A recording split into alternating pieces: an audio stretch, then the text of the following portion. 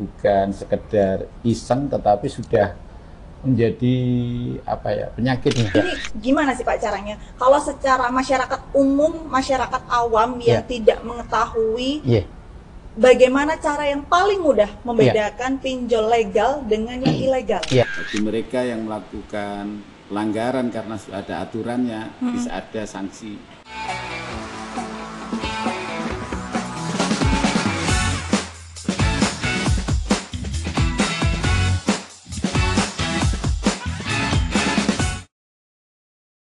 Assalamualaikum Pak Musyafaq. Waalaikumsalam warahmatullahi wabarakatuh. Bagaimana Mbak Gumi? Baik-baik kan? Capek. Habis perjalanan jauh dari Raja Ampat. Iya. Luar biasa, cantik sekali di sana. Iya. Ada Pak Fadil juga. Assalamualaikum Bapak. Waalaikumsalam. Gimana kabarnya? Baik. Ceria sekali hari ini pakai baju warna kuning ya Pak ya? Harus, mobilnya kuning, bajunya kuning. Oh gitu. Baik Pak, ini saya sebagai generasi milenial nih harus lebih melek lagi dengan teknologi mengaten Pak Fadil dan juga Pak Musyafaq. Dan kebetulan hari ini kita akan membahas tentang judi online dan juga pinjol ilegal. Nah, yang menjadi problematika khususnya untuk generasi milenial ini yang paling pertama adalah pinjolnya. Tapi kalau saya nggak tahu ya Pak, gimana perkembangan pinjol ilegal di Jawa Timur dibandingkan dengan pinjol yang legal? Karena kan kalau pinjol legal ini sebenarnya sudah banyak sekali dan persyaratannya pun juga cukup mudah. Nggak seperti kalau kita pinjem ke bank, ngaten nggih Pak Fadil nggih. Tapi ternyata masih banyak juga pinjol ilegal di Jawa Timur. Nah, kalau menurut Pak Musyafaq sendiri, kondisi pinjol ilegal di Jawa Timur itu saat ini seperti apa? Sekritis apa sih Pak sebenarnya? Ya, saya belum tahu persis mengenai masalah jumlah, tetapi saya mendapatkan informasi baik melalui media maupun dari pembahasan di komisi-komisi di DPR bahwa korban daripada pinjol ini itu cukup fantastis di Jawa Timur khususnya. Bahkan secara nasional hampir perputarannya sudah T 1,8 T. Nah, secara nasional ini ya Pak ya. Nasional. Nah, sekarang kalau dipecah-pecah gitu ya. Jawa Timur ini termasuk tinggi. Kalau nggak salah ranking 2 dari itu yang nasional ya. Nah ini kan berarti tidak boleh kita tidak berikhtiar untuk melakukan pencegahan yang mengakibatkan masyarakat banyak yang jadi korban, banyak yang tidak bisa lagi, dia harus kehilangan banyak hal karena pinjol yang dilakukan itu adalah mereka bukan orang yang punya penghasilan, bahkan akhirnya bisa jual-jual apa yang ada. Ini tugas daripada Pak Fadil juga dan kawan-kawan provinsi untuk bisa mendukung regulasi yang akan kami buat melalui pansus yang akan mengatur tentang ini. Cuman memang kendalanya secara nasional tidak ada undang-undang yang mengatur itu. Sehingga perda itu kan harus ada cantolan ini perpres atau ini undang-undang atau di atasnya itu tidak boleh. Sehingga ya perda ini mungkin supaya mencegah atau menciptakan ketertiban umum yang pada hakikatnya supaya enggak kejadian yang menjadi masalah di dalam ketertiban masyarakat ini, karena sudah tidak lagi ini bukan sekedar iseng tetapi sudah menjadi penyakit di tengah masyarakat. Kecanduan gitu ya Pak ya. Iya. Baik, saya beralih ke Pak Fadil dulu Siap. sejenak ini Pak. Pak, Iya. kalau kita bicara tentang pinjol, Iya. pinjol ini kan ada yang legal, ada yang ilegal, Betul. begitu. Betul. Nah, selain dari kita membedakannya dari OJK-nya, Iya. apakah sudah dinaungi OJK atau belum? Iya. Ini gimana sih Pak caranya? Kalau secara masyarakat umum, masyarakat awam yang Iya. tidak mengetahui, Iya. bagaimana cara yang paling mudah membedakan pinjol legal dengan yang ilegal? Iya. Biasanya kalau yang legal itu ya, Mm-mm. itu biasanya ada dia sudah di bawah naungan atau kita melihat di websitenya OJK. Oke. Jadi di OJK itu mempunyai semacam kayak aduan. Apakah yang saya nanti kalau melihat yang ada di ikut atau masuk di dalam pinjaman online itu yang legal itu sudah ada gitu loh. Jadi masyarakat sendiri memang saat ini juga Kominfo juga menjadi anggotanya dari OJK. Oke. Jadi OJK itu mempunyai sistem ini legal dan tidak legal dan itu sudah banyak sekali dilakukan sosialisasi dengan masyarakat seperti itu. Oh, oke. Seperti Jadi yang paling mudah adalah kita lihat langsung Betul. di websitenya OJK. Betul. Itu di OJK atau menggunakan yang namanya call center-nya OJK. Oke. Gitu.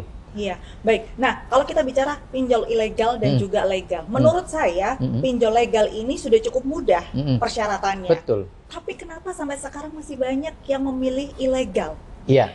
Apa yang membedakan sebenarnya? Semudah apa sih Pak pinjol ilegal ini? Gini, kalau yang namanya yang ilegal itu biasanya adalah iming-imingnya adalah satu. Yang namanya bunganya itu adalah bunga yang lebih kecil daripada yang legal. Oke. Itu kalau kita lihat sama dengan yang namanya investasi bodong. Kalau investasi bodong hampir sama dengan yang namanya pinjaman legal yang ilegal itu. Kalau ilegal itu kan mudah sekali, orang foto dengan KTP cekrek sudah diupload, mereka sudah mendapatkan yang namanya pinjaman. Tanpa adanya BI checking. Betul. Oh. Kalau yang namanya BI checking pasti itu harus berhubungan dengan yang namanya OJK. Nah, ini OJK luar biasa dalam hal ini adalah mereka harus mempunyai BI checking untuk yang namanya ngecek di dalam yang namanya peminjaman yang legal, yang ilegal tadi itu. Dan itu tumbuhnya mudah sekali seperti itu. Karena apa? Online. Sebenarnya substansinya adalah di dalam OJK itu sendiri. Seperti itu. Dan masyarakat sekarang ini sudah mulai, mereka sudah mulai yang namanya pinjaman online sudah mulai mereka mengerti mana yang sudah menggunakan OJK. Biasanya kalau mereka yang menggunakan OJK ada logonya OJK. Iya. Tapi itu mudah loh Mbak, dipalsukan mudah kan. Oh iya. Iya kan? Tinggal nempel aja kok. Iya betul. Tapi kalau orang yang cerdas dan bagaimana kita mendidik masyarakat supaya cerdas, lihatlah OJK. Seperti itu. Itu ya. Jadi kuncinya sebenarnya langsung cek di websitenya OJK untuk mengetahui apakah ini legal ataukah ilegal. Ya. Nah, kalau kita bahas tentang pinjol ini kan berarti masyarakat yang membutuhkan uang, Pak. Tapi atau gini deh, kebutuhannya banyak gitu kan ya. Pengeluarannya banyak tapi pemasukannya tidak sesuai dengan pengeluarannya. Sampai akhirnya gimana nih caranya anak saya besok masuk sekolah, bulan depan anak saya harus bayar sekolah sekian sementara gaji saya cuma sekian. Mau pinjam di bank susah kan ya sudah pinjol aja. Berarti kan ini berhubungan dengan perekonomian di Jawa Timur sebenarnya Pak. Saya ke Pak Musyafak dulu. Mana yang harus dibenahi terlebih dahulu, perekonomiannya dulu atau pinjolnya dulu ini? Ya, sekarang pembenahan itu kan sesuatu yang sudah lewat atau lagi proses itu, kemudian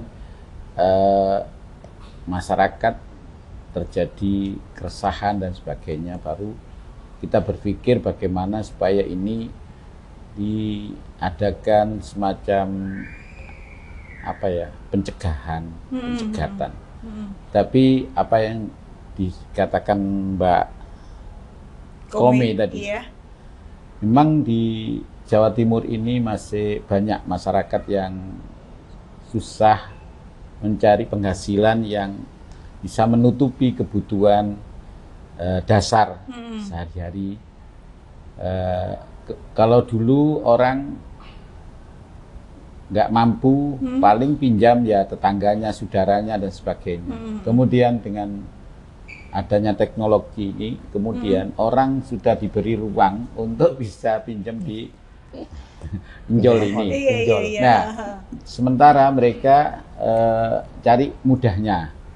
Dengan cari mudahnya ini akhirnya dia tidak bisa ngontrol juga bahwa secara otomatis mereka tidak terbiasa menjalankan ekonomi dengan perhitungan perbankan, apalagi dengan pinjol seperti ini. Itu tidak tambah dapat solusi, tetapi semakin dalam persoalannya. Ujung-ujungnya ya dia harus jual properti yang dia ada. Kalau sudah tidak mampu untuk, tidak ada yang dijual, tidak ada yang dipakai untuk mengembalikan, dia akan dikejar oleh pihak pinjol itu. Kemudian yang nggak tahan bisa stres, bisa sakit di rumah sakit jiwa, begitu banyak. Tidak usah orang lain, bahkan tetangga dan masih family dengan saya itu. Akhirnya ya rumahnya hilang, kemudian dia juga hasil kerjanya tidak bisa dipakai makan untuk nutup utang pinjol itu tadi ya, iya. Pak ya. Karena inilah tugas daripada pemerintah daerah bagaimana mencarikan solusi pekerjaan warga Jawa Timur dengan berbagai cara, mengundang investor ke Jawa Timur, kita misi dagang supaya UMKM dan sebagainya itu. Kemudian sekarang ada yang namanya Koperasi Merah Putih. Itu juga bagian daripada supaya kita tidak kena pinjol-pinjol yang apalagi yang ilegal tadi. Iya. Nah, ini masyarakat harus melihatnya secara positif bahwa pemerintah itu memikirkan Anda jangan sampai kena pinjol ilegal itu. Itu nanti Anda akan susah sekali dikejar oleh tukang tagihnya itu. Debt collectornya. Debt collectornya itu menakutkan. Iya. Itu sudah langsung nyasar karena apa? Karena orang-orang yang kena kasus pinjol itu kemudian keluarganya itu tidak menyadari, akhirnya jadi apa ya? Jadi bumerang sendiri keluarga itu sendiri. Oke, baik. Nah, kalau bicara tentang debt collector ini kan yang saya dengar ya Pak, saya kurang paham juga sebenarnya, boleh dikoreksi.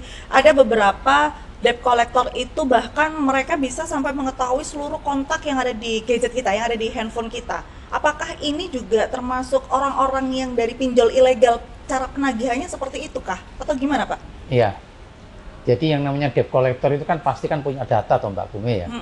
Tetapi yang namanya yang saat ini yang namanya debt collector itu dan yang punya data itu adalah pasti yang tadi yang hutang itu akan mereferensikan ke siapa kan gitu kan?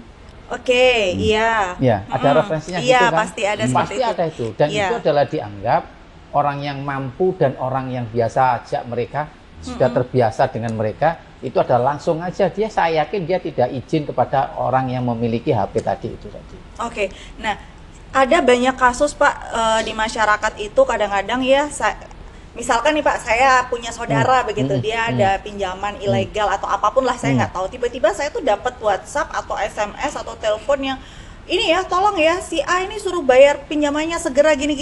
Padahal nomor saya itu tidak dibagikan gitu ke orang ini pada saat si A ini meminjam. Tapi bagaimana dia akhirnya bisa mendapatkan kontak saya begitu, dan dia tahu bahwa saya ada hubungan dengan si A ini. Ya, yakin tidak dengan yang namanya kontak, tapi mereka kan pasti pernah berhubungan dengan siapakah.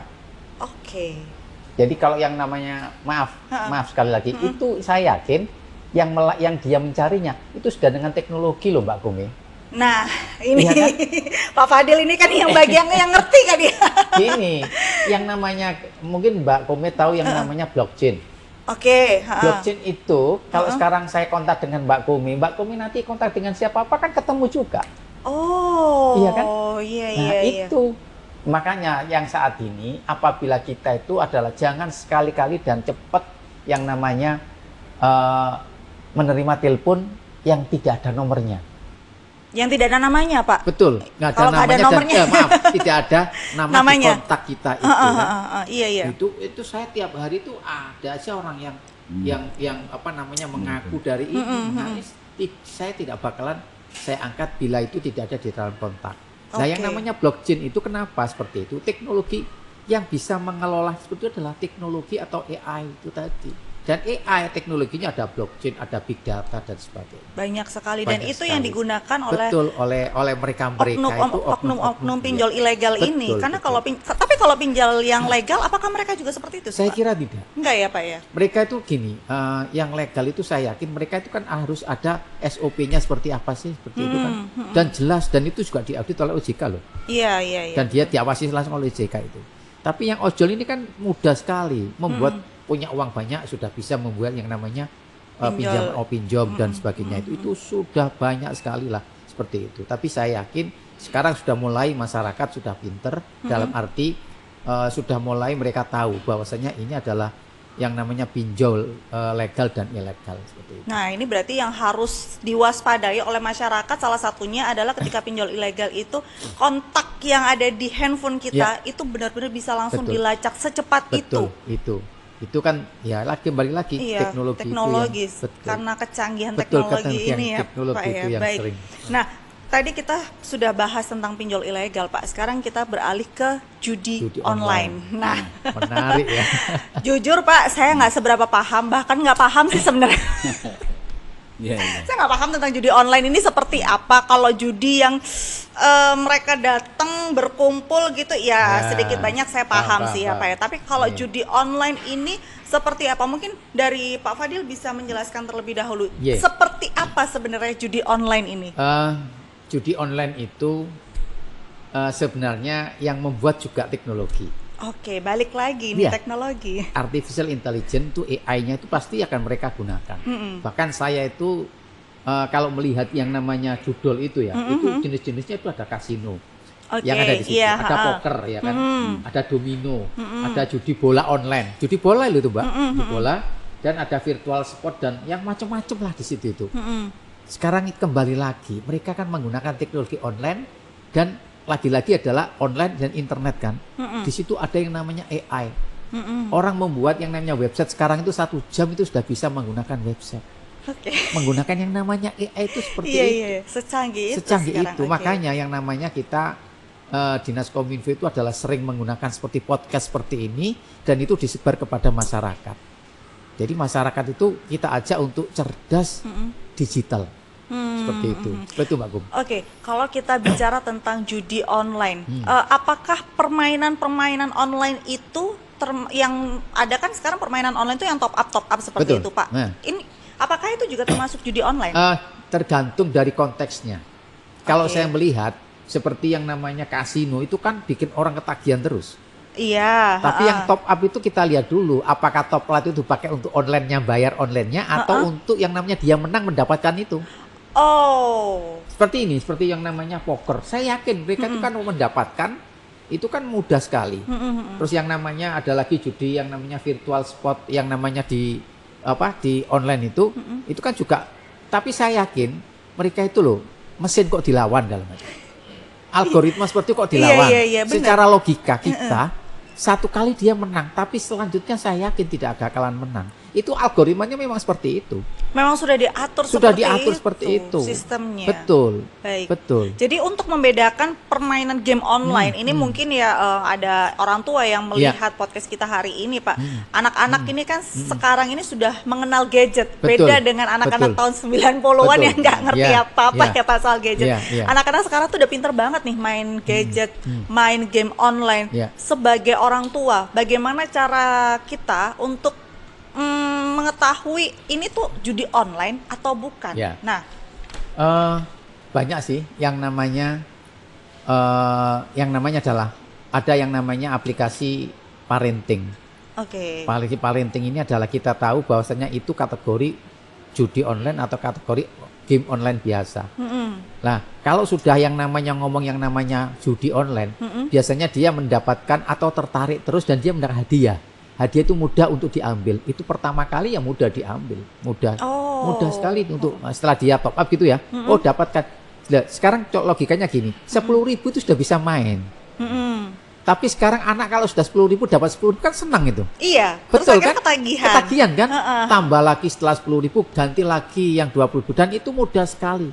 Bahkan semua yang namanya top up untuk fintech itu adalah ya itu tadi, mudah seperti itu.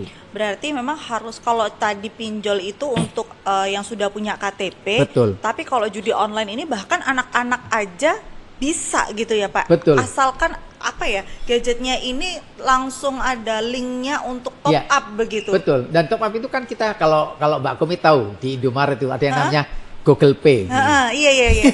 Oh itu bisa dipakai. Itu bisa dipakai. Oh iya, serius. Oh, iya. Bisa Itu tidak hanya dipakai untuk kalau kita hanya bayar yang namanya di marketplace, enggak loh. Itu bisa dipakai untuk top up dengan judi online. Oh, oke. Itu kan? Iya. Iya kan? Nah, terus dia itu top up langsung dimasukkan kan. Kalau di yang namanya kalau yang saya ketahui memang kita beli di Google Pay itu kan 10.000, 50.000 kan biar disek-sek ini langsung dimasukkan kan yang namanya ini. Nah, itu bisa menjadi sudah lagi ada bintangnya berapa gitu kan ya kalau. Gitu.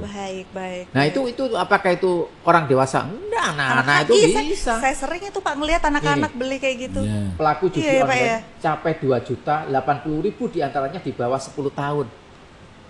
Itu di Jawa Timur? Itu di seluruh Indonesia. Di seluruh Indonesia? Iya, daruratnya seperti itu. Darurat. Nah, kalau Jawa Timur itu adalah Jawa Timur itu kalau yang masyarakat paling banyak main judi online itu Jawa Timur nomor 4. Pinjol tadi Jawa Timur nomor 2 se-Indonesia. Betul, ini judi online-nya darurat judi nomor 4. Yang 4. paling atas adalah Jawa Barat. Wow. Dan bahkan judi online ini parahnya adalah anak-anak Betul. bisa kena. Oke. Itu. Saya ke Pak Musyafak. Iya.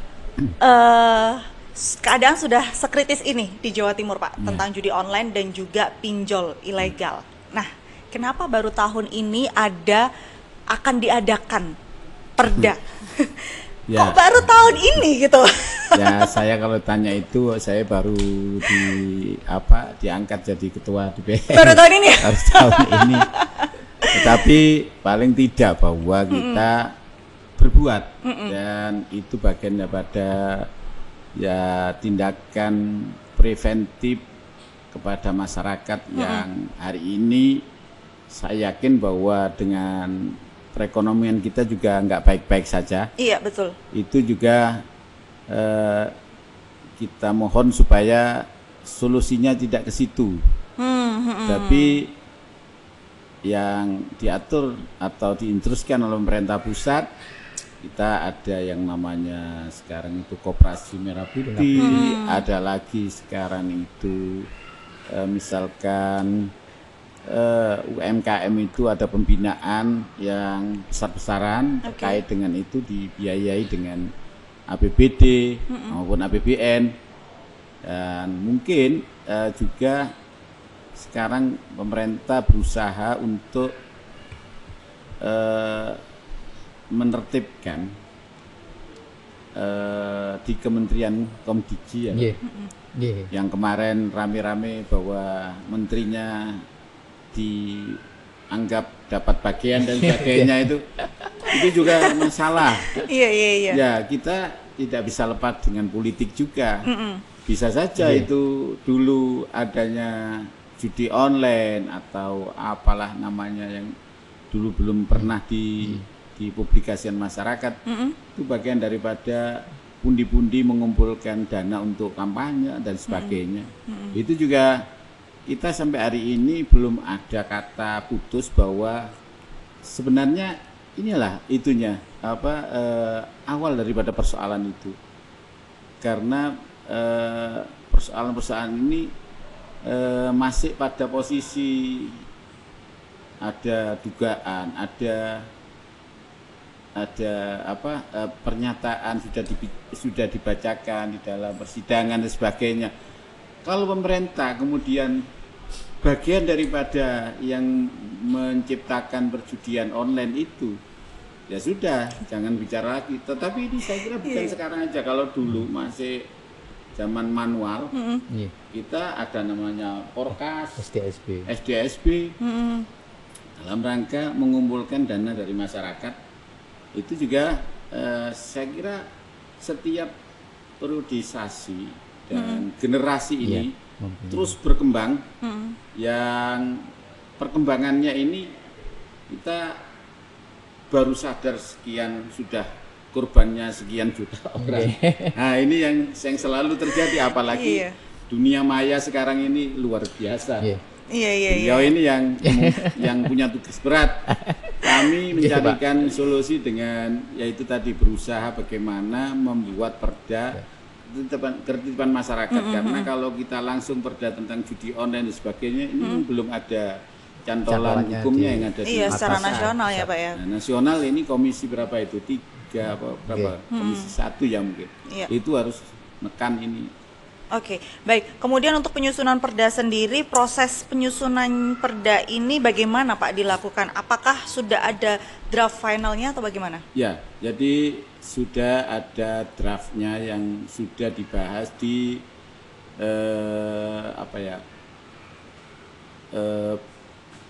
teman-teman yang menangani itu di Bapemperda. Kemudian usulan dari Komisi A di Bapemperda kemudian diajukan kepada anggota DPR 120 orang. Kalau itu setuju dan kemarin sudah tidak ada yang menolak sama sekali, hampir semuanya menyetujui. Dan nanti bentuklah pansus untuk membuat perda ini nanti disetujui oleh eksekutif dan itu nanti akan diundangkan sebagai pedoman warga Jawa Timur bagi mereka yang melakukan pelanggaran karena sudah ada aturannya, bisa ada sanksi secara administratif maupun sanksi yang lain gitu. Oke, saya geser ke Pak Fadil dulu. Pak, kalau kita bicara, kalau ini tadi kan Pak Musyafaq sudah menjelaskan bahwa nantinya akan ada perda begitu yang akan mengatur kan Pak ya. Nah, untuk mensosialisasikan ke masyarakat, kita bicara judi online, pinjol, ini kan berarti masyarakat, mohon maaf, dengan secara ekonomi mereka kurang. Ngaten. Berarti kalau secara ekonomi kurang juga mungkin, mohon maaf sekali lagi, secara pendidikan pun juga kurang.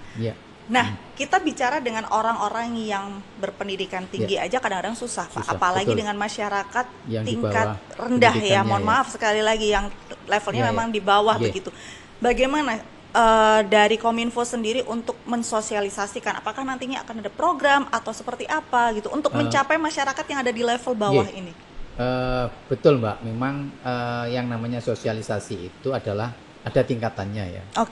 Jadi kita seperti di Dinas Kominfo itu mempunyai yang tadi sudah saya sampaikan itu, kita punya yang namanya adalah relawan TIK. Relawan TIK. Betul, relawan TIK ini di Kominfo itu relawan ini adalah mengedukasi masyarakat baik dia itu menengah sampai dengan ke atas ke bawah, ya kan? Dengan dia itu adalah langsung terjun seperti ke ibu-ibu PKK. Nah, itu kita ajari. Yang saat ini, yang kemarin-kemarin itu bukan judi online. Apa itu? Apa yang namanya seperti itu? Bagaimana kita adalah berinternet sehat. Kalau sudah ngomong internet sehat, otomatis nanti adalah judi online katut, berarti dia itu tidak sehat kalau internet seperti itu. Nah, itu yang pertama. Yang kedua, kita juga punya yang namanya kelompok informasi masyarakat, Mbak Kom. Kelompok informasi masyarakatnya adalah semuanya ada di desa-desa gitu, nggih. Nah, di situ mereka juga akan memberikan agennya daripada pemerintah yang ada di provinsi, kabupaten sampai dengan desa. Dia akan untuk memberikan sosialisasi.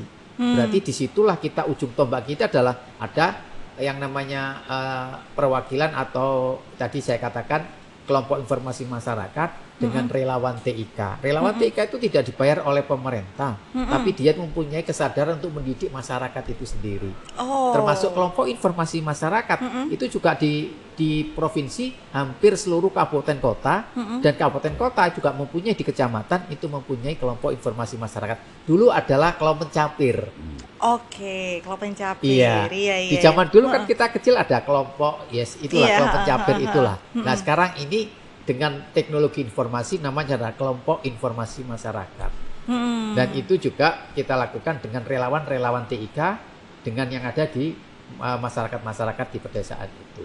Oke, baik. Nah, kalau tadi ini kan untuk seluruh lapisan masyarakat, ngaten nggih Pak nggih. Padahal kalau kita bicara judi online, anak-anak pun yang masih sekolah, mereka bisa gitu terjerat judi online. Apakah nantinya juga akan ada mungkin semacam pelatihan atau dimasukkan ke dalam pelajaran di sekolah gitu, pengetahuan untuk anak-anak ini supaya mereka sendiri pun melek gitu. Kadang-kadang ada orang tua yang sudah dikasih tahu nih tapi tidak diinfokan ke anaknya. Berarti kan harusnya anaknya ini pun juga ada sosialisasi tersendiri. Betul. Kita bekerja sama dengan Dinas Pendidikan. Itu kita podcast seperti ini.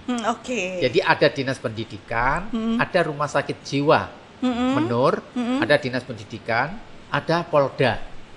Kita lakukan dengan program yang namanya adalah Cerdas Digital. Nah, itu semuanya loh Mbak, kita ada SMP, ada SMA, ada SD. Nanti yang SD itu ya anak-anak ini yang akan mau melakukan dengan teman-teman, dengan adik-adiknya, disertai dengan kabupaten kota itu. Oh, dan ini sudah berjalan? Sudah berjalan, hampir berjalan. Sudah berjalan. Sudah berapa lama Pak? Sudah hampir sekitar 1 bulan kemarin lebih. Karena saking masifnya judi online, akhirnya Ibu Kepala Dinas itu semuanya harus menggunakan cerdik untuk ikut di dalam mensosialisasikan bahayanya judi online. Dan kita sebagai ASN ya, itu kita sudah ada yang namanya adalah kita tolak judi online. Di situ forum kita kumpul semuanya, ada seperti itu. Begitu. Ya memang kalau menurut saya pribadi ini Pak ya, selain sosialisasi terhadap masyarakat luas, orang tuanya, anaknya pun juga harus. Iya, dan itu juga dengan kerjasama dengan Google. Google itu luar biasa. Mereka memang bagaimana mengedukasi anak-anak itu adalah berinternet sehat. Termasuk di kantor kita juga seperti itu. Kita juga ada dengan teman-teman yang namanya mereka juga akan melatih kepada anak-anak di kabupaten kota. Itu kabupaten kota yang kita latih. Nanti kabupaten kota juga terus akan ke bawah lah, itu kita lakukan untuk belajar berinternet sehat dan bagaimana literasi digital itu harus kita kembangkan. Bagaimana kita memperoleh yang sehat, yang bisa terarah dan seterusnya seperti itu. Baik, saya kembali ke Pak Musyafaq ini Pak. Sejauh mana sih Pak DPRD ini terbuka menerima kritik publik dalam proses legislasi ini? Ya, DPRD sekarang sangat terbuka. Lebih-lebih kritik yang sifatnya membangun, yang kepentingan utamanya adalah untuk warga khususnya Jawa Timur. Segala macam kejadian, informasi yang datang dari masyarakat, bagian daripada tupoksi kami untuk menampung aspirasi, menampung masalah, kemudian kita bahas di masing-masing komisi, yang di situ tentu ada komisi A sampai E, itu ada bidangnya masing-masing. Dalam hal masalah judi ini komisi A, yang itu kita yang punya inisiatif DPRD untuk bisa membuat perda tentang ketertiban masyarakat ini. Tetapi ketika nanti pemerintah pusat sudah membuat undang-undang, kita akan segera menyesuaikan dengan lebih detail dan lebih rigid terkait dengan masalah judi ini. Memang saya kira judi itu ya sejak zaman adanya manusia. Sudah ada, cuma bentuknya macam-macam. Ya, metodenya macam dan sesuai dengan perkembangan zaman. Nah, sekarang karena zaman sudah online, sehingga namanya judi online. Ya, kalau dulu nggak ada online ya judinya ya pakai tradisional itu tadi berkumpul begitu.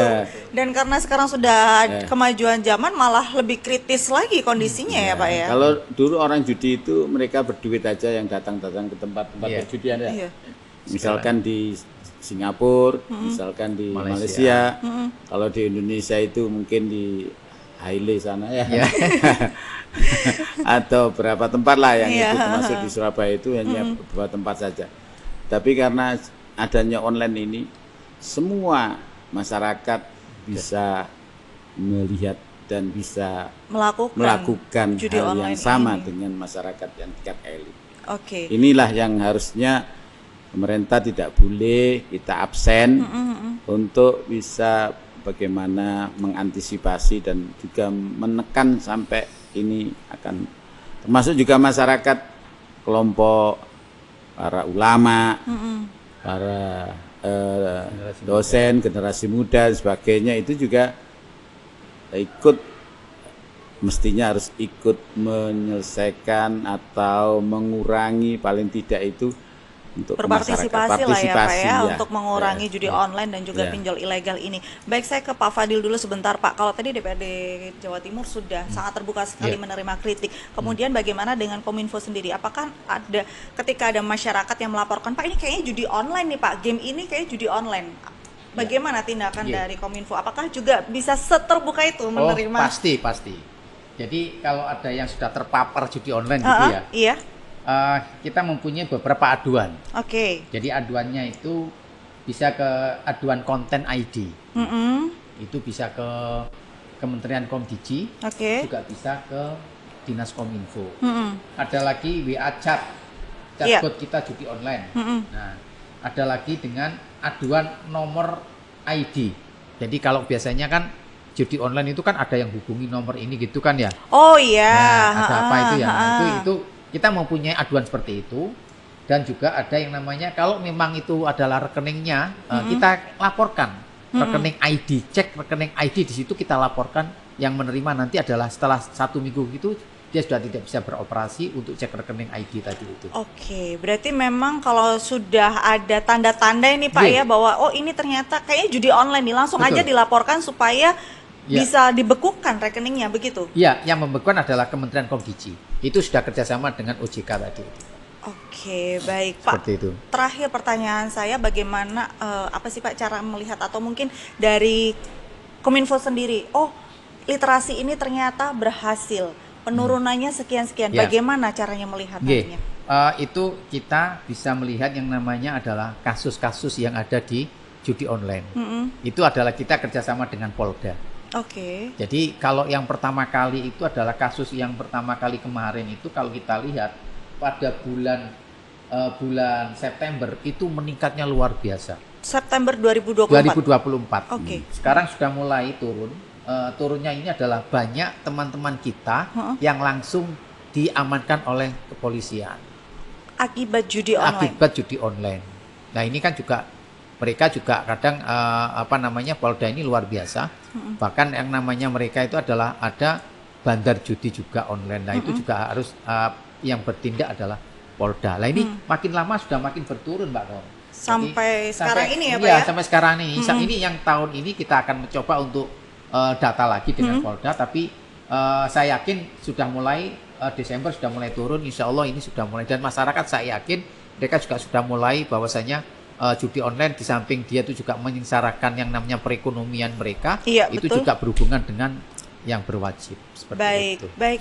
Terima kasih Pak Fadil, terima kasih Pak Musyafaq atas waktunya. Nanti kita ngobrol-ngobrol lagi di lain kesempatan, kata dia. Ini seru sekali. Padahal sebenarnya masih panjang sih Pak yang saya tanya. Betul. Ini yang namanya judi online itu karena yang membuatnya loh dengan AI. Iya, makanya itu. Ini kalau dilanjutin kayak sampai besok Pak. Itu nggak ada habisnya. Nanti kita juga ngatur lagi Pak. Nyatur. Betul. Nyatur bagaimana yang namanya AI itu adalah bisa menjadi pisau seperti itu. Ada yang bisa baik, ada yang bisa buruk. Baik. Nanti kita agendakan lagi Pak ya. Minta waktunya ya Pak ya. Aman ya Pak ya. Oke, baik. Terima kasih Pak Musyafaq. Terima kasih Pak Fadil. Wassalamualaikum warahmatullahi wabarakatuh. Monggo diunjuk.